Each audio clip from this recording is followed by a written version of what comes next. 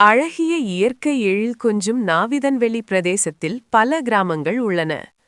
கிராமங்கள் என்றாலே அங்கு வளங்கள் குறைவு, அதனால் கற்றல் செட்பாடுகள் குறைவு. எனவே மாணவர்கள் கலைத்துறையை தாண்டி எந்த துறைகளிலும் சித்தியடைய முடியாது என இருந்த காலம் மாறி, எந்தான் வளப்பற்றாக்குறைகள் இருந்தாலும் முயன்றால் எதுவும் முடியும் என அவ்வப்போது சில மாணவர்கள் நிரூபிப்பது வழமை.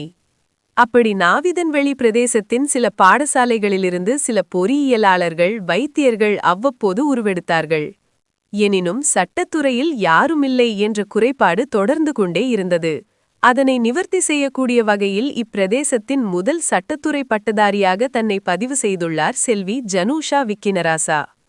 நாவிதன்வெளி விவேகானந்தா மகாவித்யாலயத்தில் உயர்தரம் வரை கற்று சிறப்பு சித்தி எய்தி முதல் சட்டத்துறை மாணவியாக ஜனூஷா விக்கினராசா தனது பட்டப்படிப்பை யாழ் பல்கலைக்கழகத்தில் நிறைவு செய்து சட்டத்துறையில் பட்டம் பெற்ற முதல் மாணவியாக 7ஆம் கிராமத்திற்கும் நாவிதன்வெளி பிரதேசத்திற்கும் பெருமை சேர்த்துள்ளார்.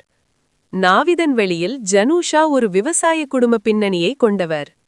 கல்விக்கு எதுவும் தடையில்லை, முயற்சி எனும் மூலதனம் மட்டுமே போதும் என்பதற்கு சான்றாக திகழ்கிறார் ஜனூஷா. ஜனூஷாவின் இந்த வெற்றி எதிர்காலத்தில் இப்பிரதேசத்தில் பலர் சட்டத்துறையில் நுழைவதற்கு உந்துதலாய் அமையும் என்பதில் ஐயமில்லை. ஜனூஷாவிற்கு சைவமும் தமிழும் யூடியூப் தளம் சார்பிலும் வாழ்த்துக்களை தெரிவித்துக் கொண்டு, இந்த வீடியோ உங்களுக்கு பிடித்திருந்தால் லைக் செய்யவும் ஷேர் செய்யவும்.